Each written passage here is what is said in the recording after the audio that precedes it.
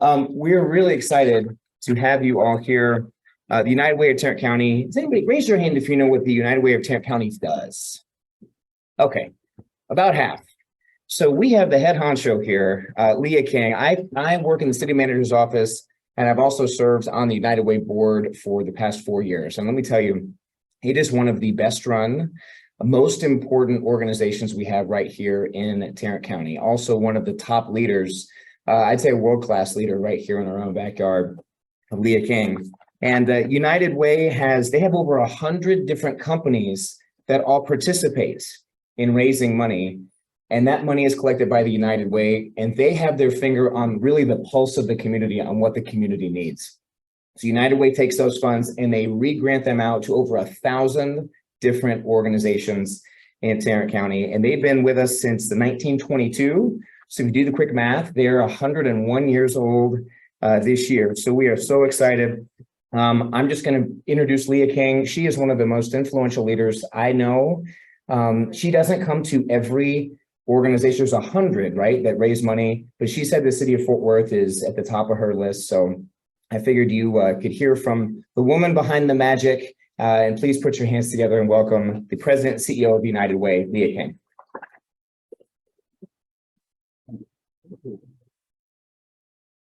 Okay, I'm going to do the uncomfortable thing and stand here farther away from you just to help the recording.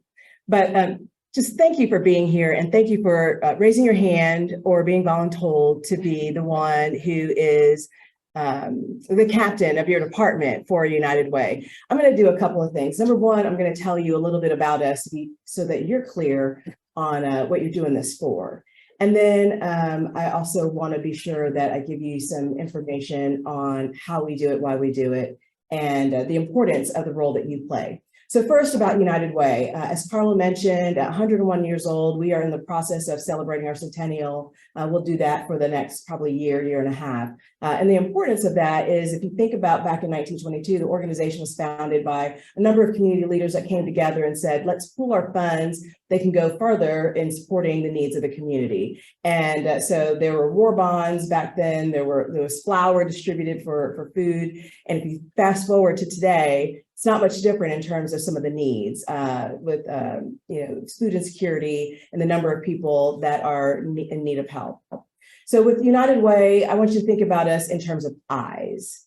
So we identify problems within the community. We do that by conducting research. We typically work with a third-party institution of higher education. They conduct research typically for almost a year, and that research touches every zip code in Tarrant County. They do focus groups, they do individual interviews, they work with organizations that serve the social sector so that they can put together a comprehensive assessment that we then inform the community about. So that information that is collected into a community assessment, we use that and we push that out to organizations so that they can use it. And oftentimes, you heard Carla mention the city of Fort Worth being one of my favorite organizations. I'll actually be back here at work session this afternoon. We do a lot of work and a lot of partnerships with the city of Fort Worth. And so we share the information not only with the city of Fort Worth, but with all municipalities, with county government, so that they can also make investment decisions. It's important to have the data to know what the need is, and then to have the information that tells you exactly where to invest. So we use that information that tells us exactly where and how to apply resources that are raised by people like you and organizations at workplaces around Tarrant County that pool their funds and then send them into United Way. From there, we invite people to come in and get on board with either volunteering or with donating. And it's important, our organization needs volunteers. They're essential to our ability to be able to serve, because as you would imagine, many nonprofits are a little bit stretched thin with staff, not unlike city government, I might add. So I know you understand how tough it is to be able to get accomplished everything that you see up here on the mountain, and you're just like trying to climb the mountain to get there. So we invite people to come in, and we have a number of volunteers. They share thousands and thousands of volunteer hours, which makes it possible for us to do our work. And from there, so we've informed what we've identified, we've informed, we've invited, and then we invest.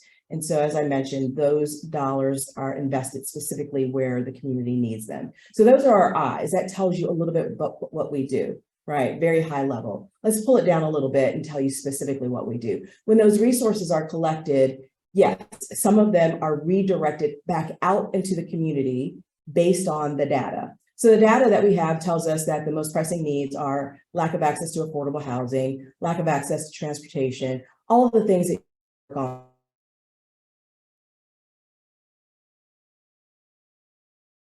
Access to quality childcare and the affording that childcare that is not just somebody putting a kid in front of a TV, but actually preparing a kid to go into pre-K and kindergarten and so on. And then also access to healthcare. And we know that we have a couple of communities in our and actually we're in a zip code right now that has a very difficult access to healthcare, and we're less than a mile from world-class healthcare institutions. And so we invest those dollars directly in those communities, and we work with partners that are working to solve those issues. So those 5 issues, we put out RFPs, we invite organizations to come in, apply for funding, if they can demonstrate an ability to be able to serve one of those 5 areas.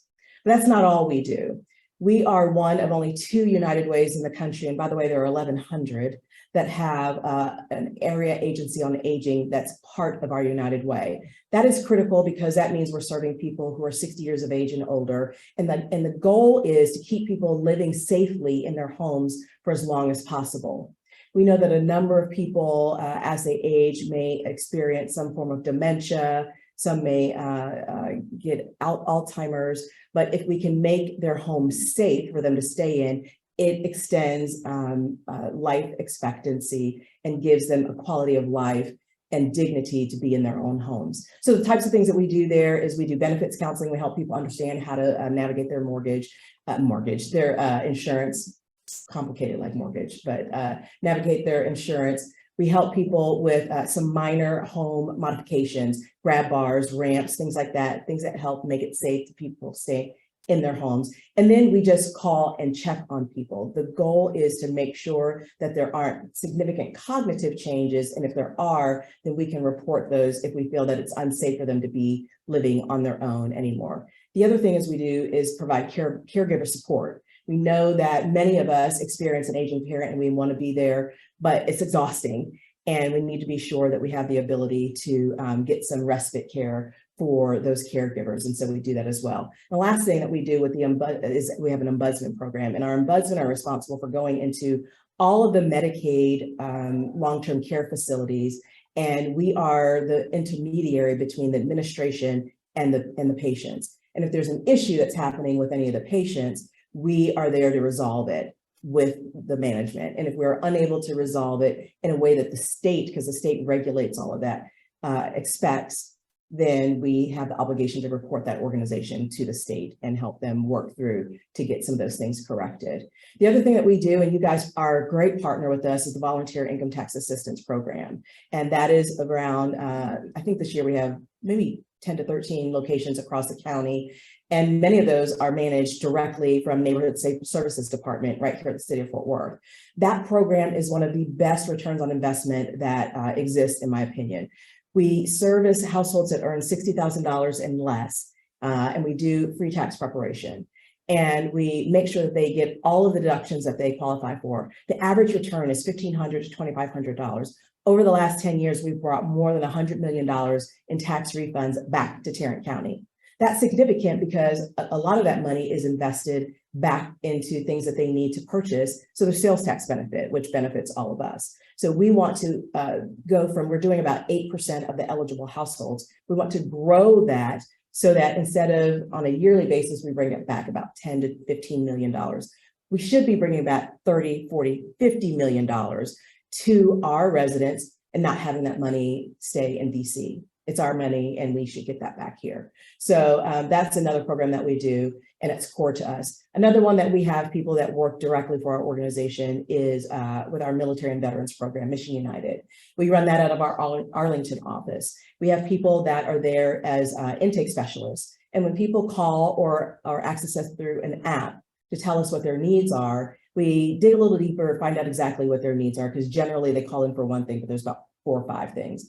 And we work to connect them with services that we've already vetted. So it's a very warm handoff to ensure that they don't have to tell their story over and over again. We've got a HIPAA compliant system that collects all of the data, and it gives us the opportunity to work directly with that population, which we know is significant here within the Fort Worth and the Tarrant County area. And it's not just for the active duty member or the veteran, it's for their spouse or their partner and their family, because we know oftentimes there are caregivers involved. So while there are a number of things that we work with partners, there are also a number of things that our staff and our team does directly. So our staff is made up many social workers, many people who are going out into the community and making sure that people are healthy and safe. I'm not sure how I'm doing on time, but I want to respect the agenda and make sure that I've got time if you want to ask any questions. Let me just pause and see if you have any questions before I tell you a little bit more.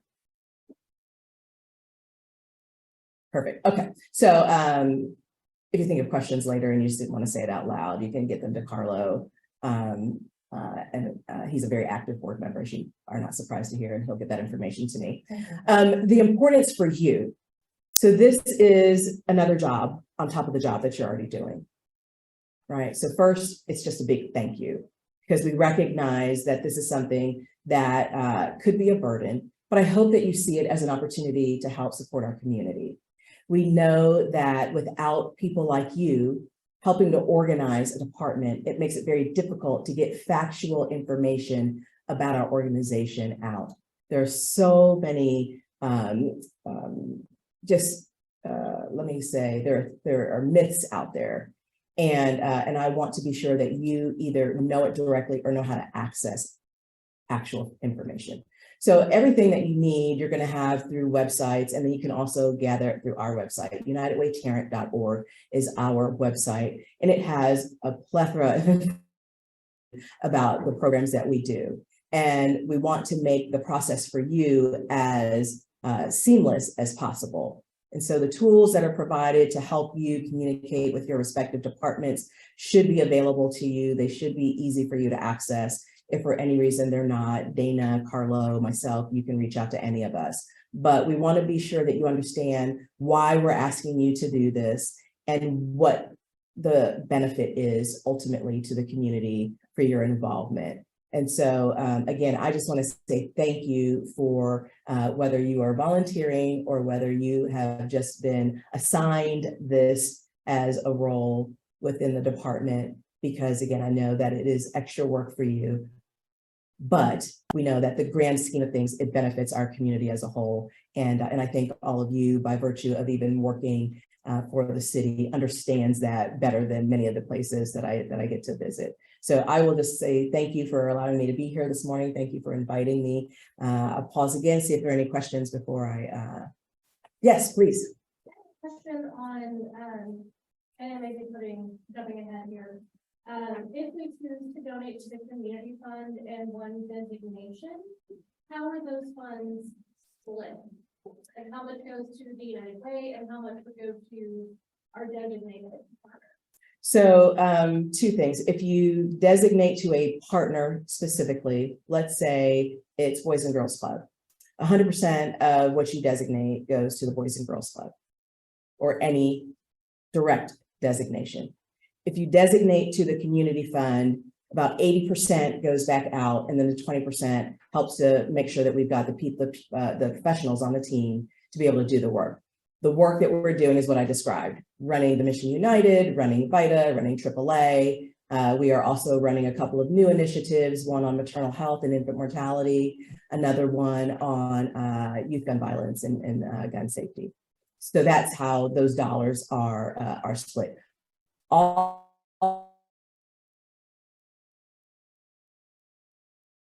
There are partners that can help in any of those other areas that I told you that we do directly. We will also make those funds available to partners if we are unable, if we don't have staff, and it's easier and less expensive to do to reach out to a partner that does that work day to day.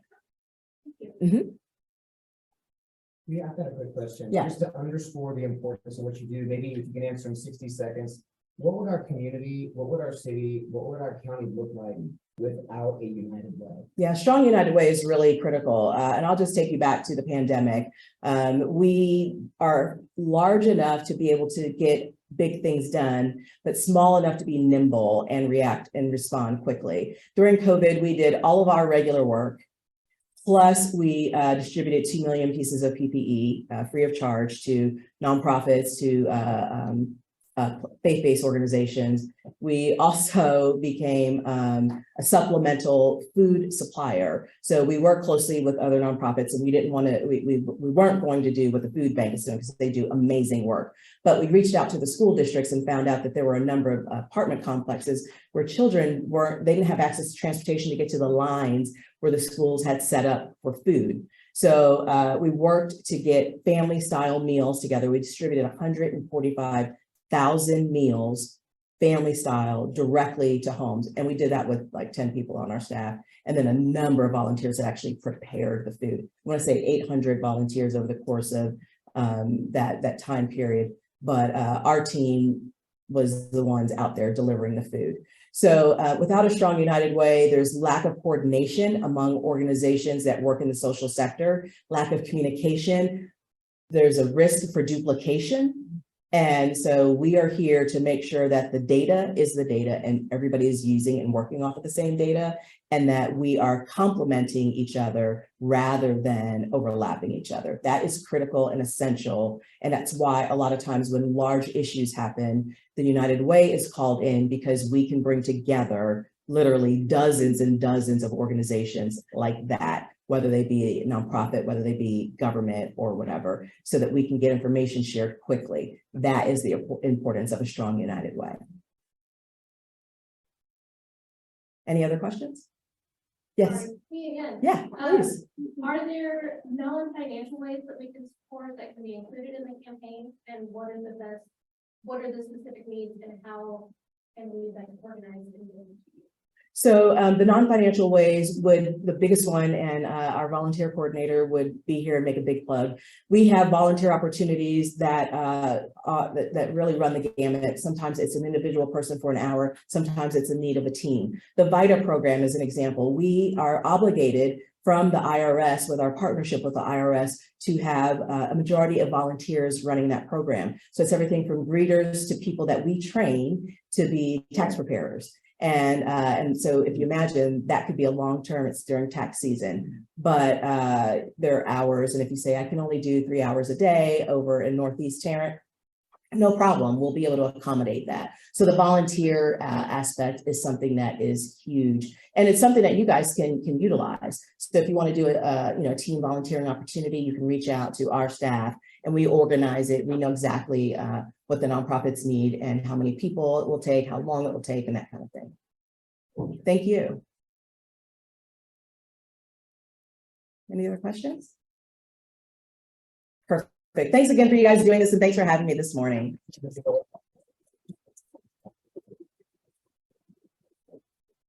So the other thing I just want to impress that I didn't touch on before is that the city of Fort Worth has had a long-term partnership with United Way. So this goes back decades. I don't even know when it all started, but as long as I've been in the city, which is 23 years now. So anyway, long-term partnership, but also to point out the obvious, which is that the city of Fort Worth is the largest entity within Tarrant County. And so most of the programs, most of the resources come back to our residents. And so it really is important for us to be engaged, and it helps us in a lot of ways, right? It helps, helps our residents, just be more prosperous. And that's one of our goals for all of our residents, to be prosperous. And also just in terms of preparing the future, right? Future generations that can keep Fort Worth considered a strong community. So thank you very much, Leah, for being here this morning with us.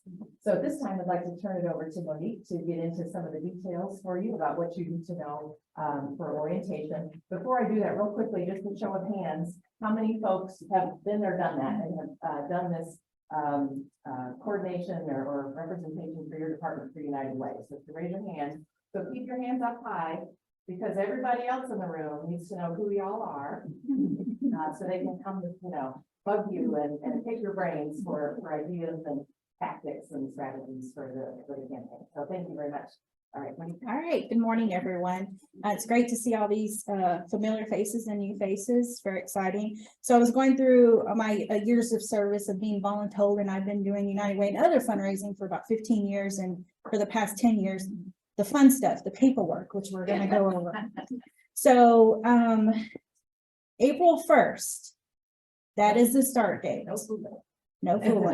April 1st. Yes, I know it's a Saturday, but you know, when everybody gets to work on Monday, they'll see their personalized email from United Way to their city email, not to the personal email, but to their city email account. They'll have an email from United Way, which also has their password.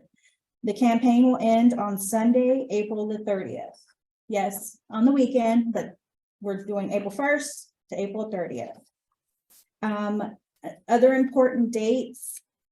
So even though it'll end on April 30th, I'm asking everybody to turn in everything that I'm gonna talk about on Friday, May 12th. So that'll give you 2 weeks to kind of close out your campaign, collect all your donations, deliver all your silent auction items, all that other good stuff. And the first deduction for all the employees that want to do payroll deduction will be June 9th, which is pay period 12. And it'll go for the 26 pay period. So this is totally different. We're used to doing it pay period 1 to pay period 26 of the calendar year, but we decided to go ahead and switch it up and start it in the spring this year. So we'll see how this goes. What day did you say? For what? For the first. The first deduction will be on your June 9th paycheck. So that pay period is pay period 12, which ends on June the 2nd. And that's why I need everything by my May 12th, so we can get everything finalized to HR records, payroll, all that good stuff.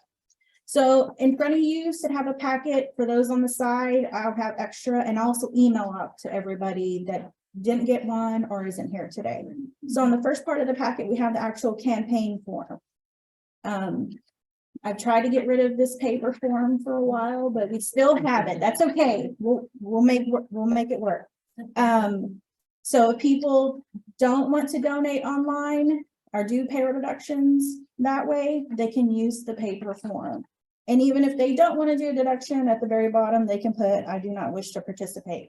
I don't need those back, but if you want to keep them for your records, go ahead. So we have, of course, the per pay period, the 26 pay periods, or they can do a one-time pledge, whether it's cash, check, or payroll deduction. In the middle, it's mainly for if you do 1,000 or more, 10,000, and then you have your designations. So option A is the United Way Community Fund, and option B is the Community Fund and designation. And I know in the past, we've allowed employees to do 0 on the Community Fund, and if they wanted all of their money to go to a specific designation, they can. On the next page has all the partner codes. I got this off the United Way website yesterday, so these are up to date. One you won't see, Haley, it's on fire, because I know the firefighter charities, they're a big one, so a lot of times those are handwritten in, because I don't think there's a code. So those would be handwritten in. Okay, so firefighter charities is the one out there. Yes, they are approved. Was it 501? Yes, you can write those in. 501c3, they're on that list. Yes. And of course, employee will need to sign it. We don't personalize them anymore. We stopped that when we went to the e-waste system. So at the very top, make sure the employee puts their name and their employee ID. That's the biggest thing. And then their department in case we need to locate them. The next page is going to be the receipt form. So if anybody's requesting a receipt, usually for the bigger donations, or sometimes a vendor or whoever's donating an item for a silent auction, they request a receipt, you can go ahead and give it to them if they request it. The next page is going to be the campaign form. So that's what I need at the very end by May 12th, with everything filled in. One of these campaign forms per department. So you would put in your information on the top left, and then at the bottom left, it has pretty much all the payroll deductions, any cash, fully paid gifts, other fundraising contributions. That would be like your food sales or the silent auction or any, penny wars, stuff like that. You would put that in there. And so I would make, or you would make arrangements with me by May 12th to get all that turned in. If you do coins like the penny wars, I know public events, they're awesome. They get everything to the bank, turn it in, and they get a check. So I'm not lugging around hundreds of dollars in coins. So please don't do I mean, they'll still take it, but you know, it's just easier having cash and checks. Let's see, what else? With the paper forms, because we're still using them and to make things easier on the back end when everything's getting finalized with payroll deductions, I'll also be sending you out an Excel spreadsheet. So you would log in all of the one-time donations and all of the 26 per pay period donations. We've done, for those that have done this before, we started using it probably 2 or 3 years ago. And so you just put in the employee's name, their ID number, how much they want to donate per pay period or the first one.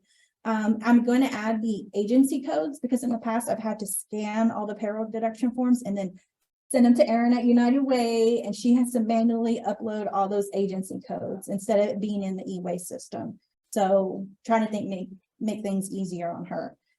Let's see what else. The next form I think is the silent auction. We'll go over that later on the agenda.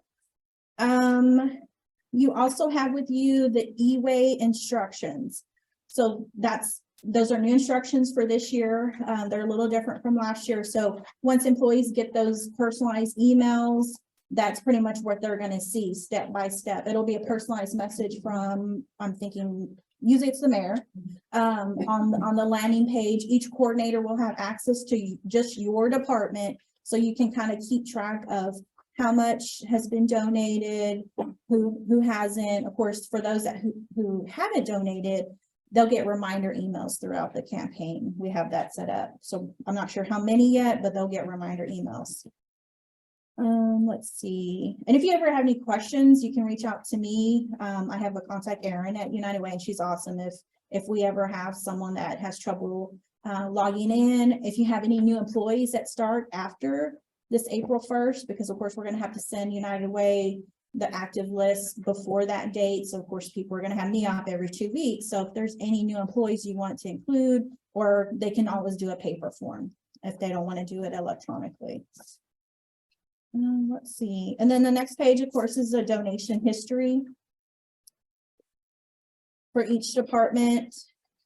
So you can kind of see all the way back to 2016, you know, it was high and then low and went up again. And, you know, so we're doing well. So that I think the goal is to meet or exceed what we did last year, which was a total of 104,000, almost 105,000. And so I'm not sure if we're competing with Tarrant County or not. We're always competing. Okay, well then we are. So then we are. So we want to get that donation per employee. That's what we want to go up, because we're doing that, not the total amount we're donating, but per employee. So that's what we definitely want to get up. Yeah. Let's see. I'm trying to think. One big thing for people that donate online, make sure they use the e-way system, because if they go directly to United Way's website, there's no way for us to track it. We'd have to get their receipt and add it to the spreadsheet. So it's just easier if the employee prefers to do online, ask them to do it via the email they get to their city email and not on United Way's website.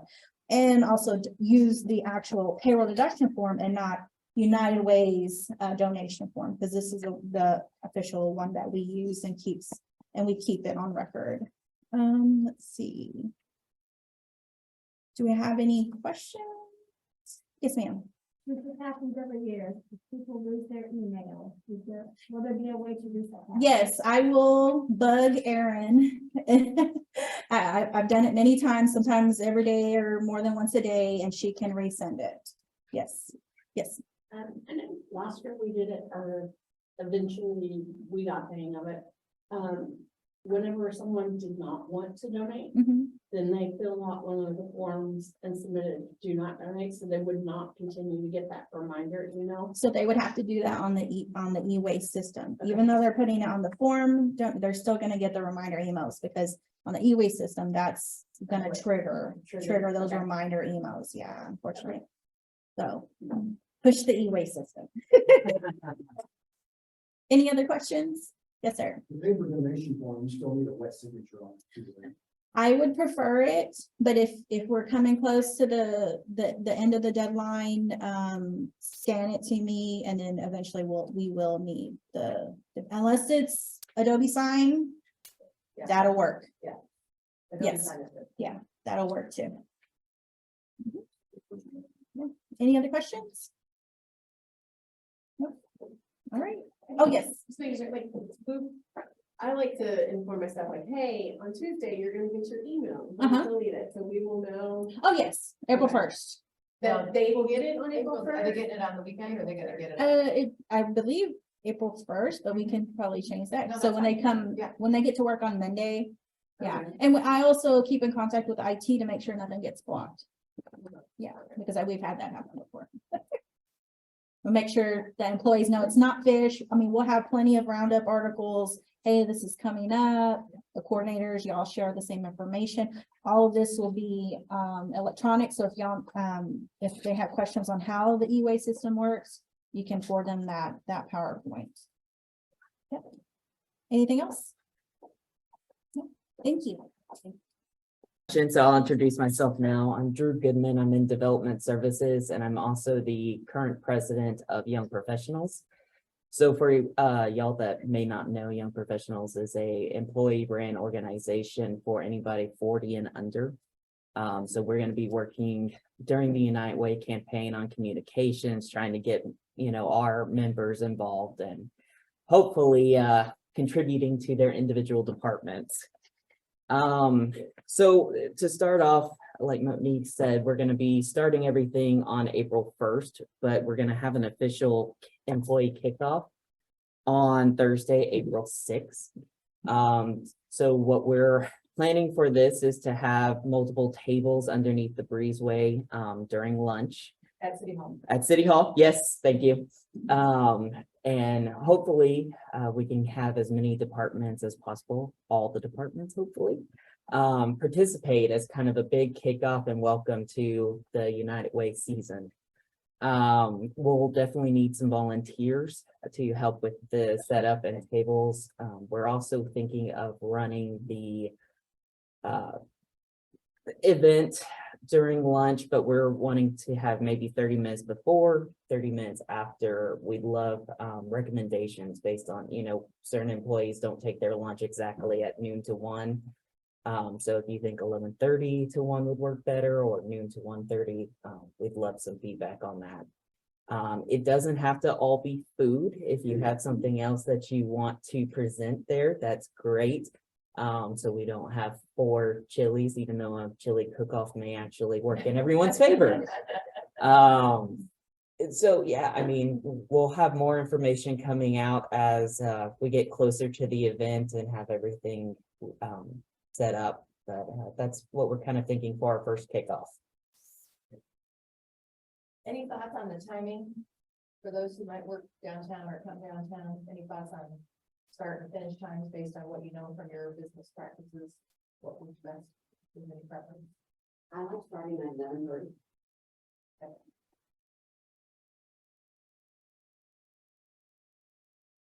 Any other thoughts on that or preference? I almost feel like 2 hours Would be better. Yeah, 11:30 to 1:30 maybe? Catch everyone, yeah. That'd be good. Yeah, we just didn't want to take up, the volunteers and the participants' time too much. But if y'all think 2 hours is reasonable for everybody. And, any ideas on what other than food we can have there would be great. We don't want to spoil your surprises or anything, but we just want to make sure we have a good variety of events and ideas at this event, so. Drew, are you thinking that we will have tables and be selling food items? Or we? Yes, so this will be kind of the first fundraiser for the departments. So, this is a way to collect money in some way. So selling food, maybe having a game or something, if that's what you want to do, and selling tickets for the game or a raffle or something to that nature. Hey, Drew, Lee's got a good one to show people, employees, hidden talents. Yeah, so many organizations we see, they do art contests because there are a number of artists that many people don't know that they work with, and then end up auctioning off the art. Or, having it available and it's a fee to go into the gallery to see the art that the team has produced. But I think a lot of times people are surprised with the artistic gifts that people have. Some people are doing pottery, some people are drawing or painting or whatever. But you could make it into an auction as well. We've seen that happen many times too. You just have to give enough notice to say, okay, we're going to be doing this in April. So if there's something that you want to create, that gives them time to be able to do it. I wish I was talented. Any other questions on that employee kickoff? All right, thank you. All right, thank you, Drew. Okay. All right, we're back up on silent auction. Okay, back to paperwork. So at the end of this meeting, Dana's gonna send me everybody's name. So that way, by April 1st, you'll have access to the silent auction, which is on the intranet.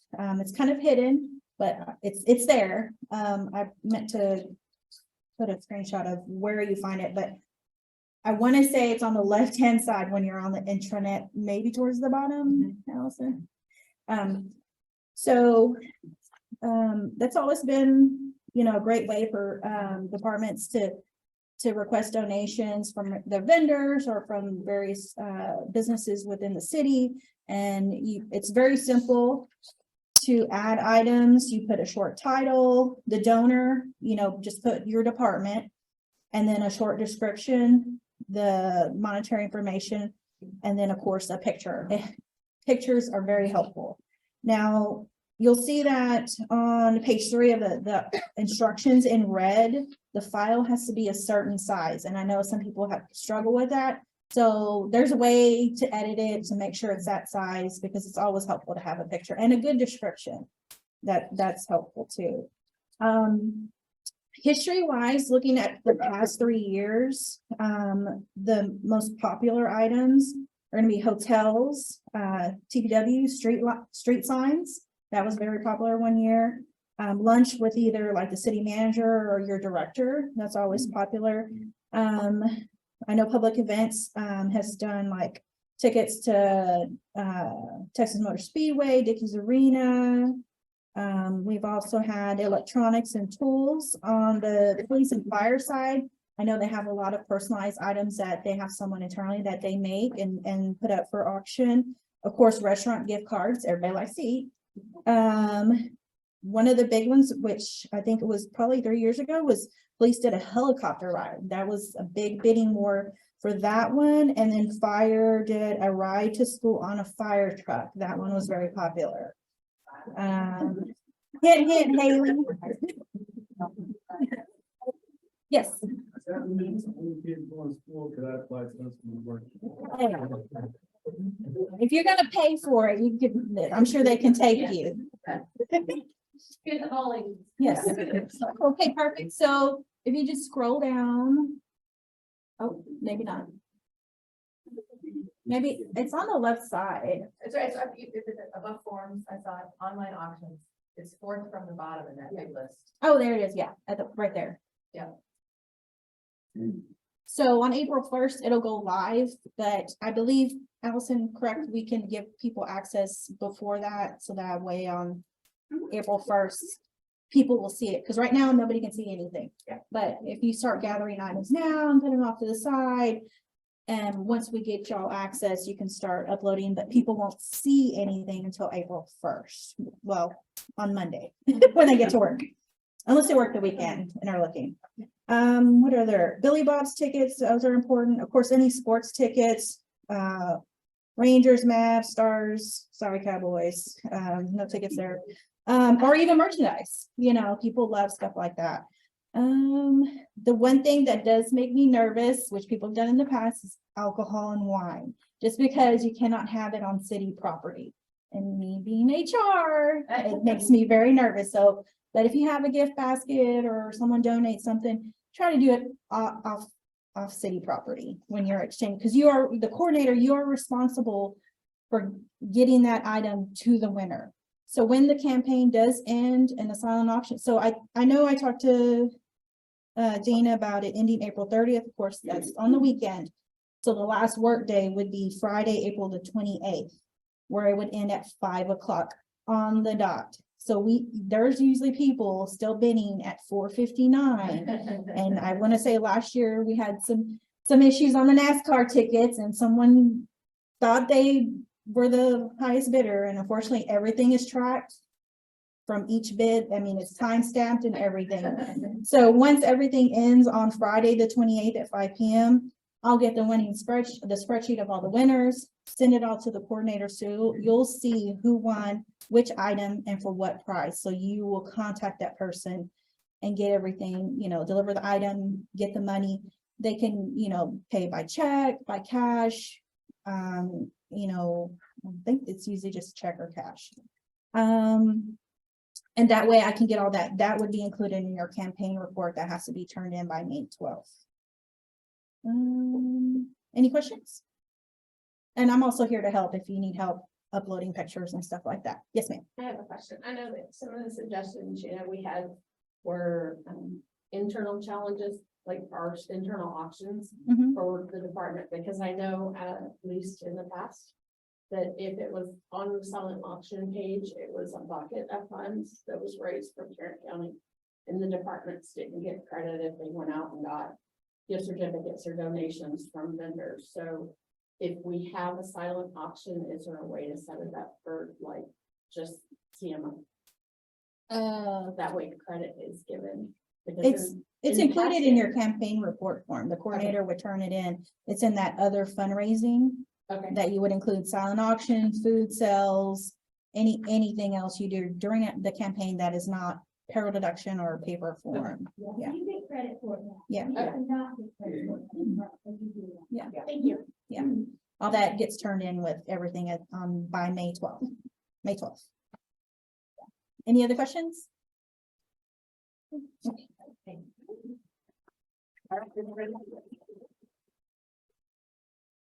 Good morning, everyone.